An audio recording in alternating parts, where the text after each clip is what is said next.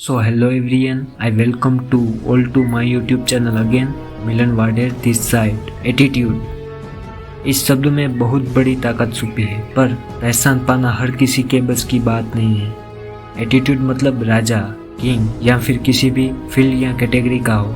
वैसे देखा जाए तो कैटेगरी तो दो ही होती है, मास्टर मोरालिटी और स्टेव मोरालिटी।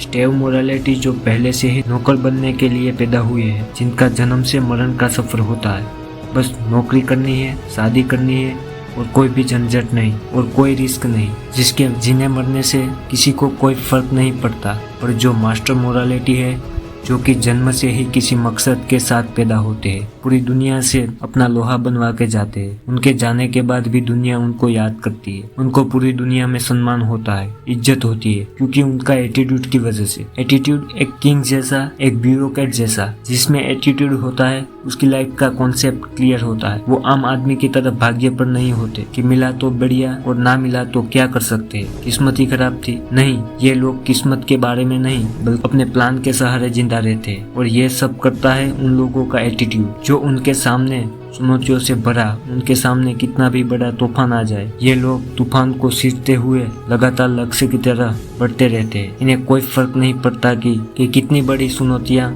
फिर मुसीबत इंतजार कर रही हो, क्योंकि उनका एटीट्यूड किसी भी सिचुएशन में उनको घुटने टेकने नहीं देता। उनकी लाइफ में सिर्फ एक ही गोल होता है, जो मुझे सही है, जो मुझे हासिल करना है और मैं करके रहूंगा। एटीट्यूड का ये फंडा सिर्फ इंसानों पे ही लागू नहीं होता, बल्कि सब पे होता है। जंगल का राजा शेर ही क्यों होता है? उसके पास ना तो लोमड़ी से तेज दिमाग होता है, ना तो हाथी से ज्यादा ताकत, ना ही चीते से ज्यादा फुर्ती, फिर भी उसके एक दहाड़ से पूरा जंगल कांपने लगता है। सोचा है क्यों? क्योंकि उनका एटीट्यूड की वजह से। उसमें भले ही और जानवर जैसी काबिलियत ना हो, पर उनका विजन क्लियर होता है। जब मैं शिकार पे निकलूं, तब चाहे मेरे सामने कोई भी जानवर आए, कोई भी हाथी, चीता, गेंडा, हिरण, कोई भी, वो बचेगा नहीं। उनकी इस मेंटालिटी की वजह से पूरा जंगल उससे थराता है। पॉसिबिलिटी तो ये भी हो सकती है कि शिकार के टाइम हाथी के पैर से कुचला जाए, पर नहीं, पर इन सब से उन्हें कोई परवाह नहीं है।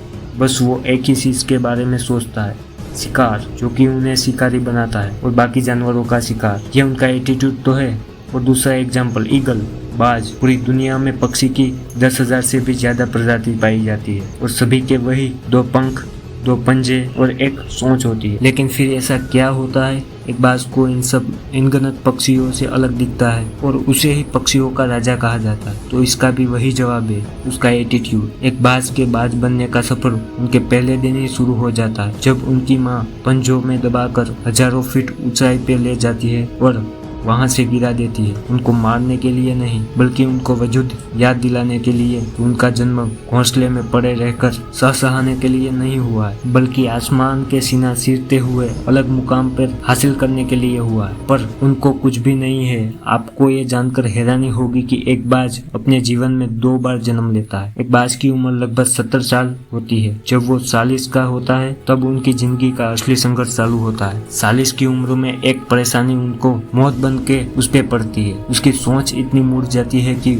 उससे शिकार करना तो दूर, निगल पाना भी मुश्किल हो जाता है। उसके पंख हद से ज्यादा बढ़ जाते हैं। उसके पंजे इतने लंबे और लचीले हो जाते हैं कि शिकार को पकड़ना बहुत मुश्किल हो जाता है। और उसके पास सिर्फ 2 ही रास्ते होते हैं, या तो अपना अस्तित्व भुलाकर गिद्धों की तरह मांस पर जिंदगी निकाल दे, और या फिर दूसरा और सबसे मुश्किल, अपने आप को फिर से साबित करने का, क्योंकि उनको बाज बोला जाता है। और वो अपने एटीट्यूड के सहारे इस दूसरे रास्ते को चुनता है। वो पहाड़ की सबसे ऊंची चोटी पर पहुंच जाता है और शुरुआत करता है अपना संघर्ष भरा सफर।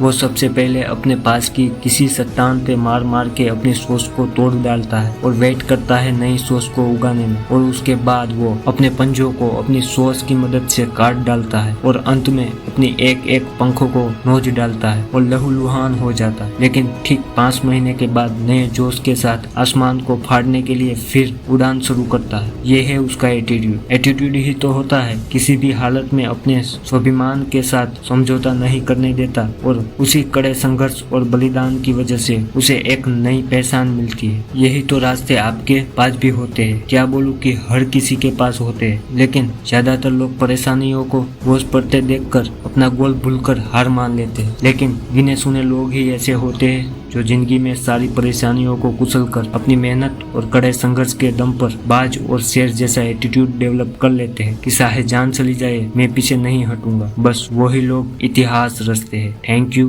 लास्ट तक सुनने के लिए।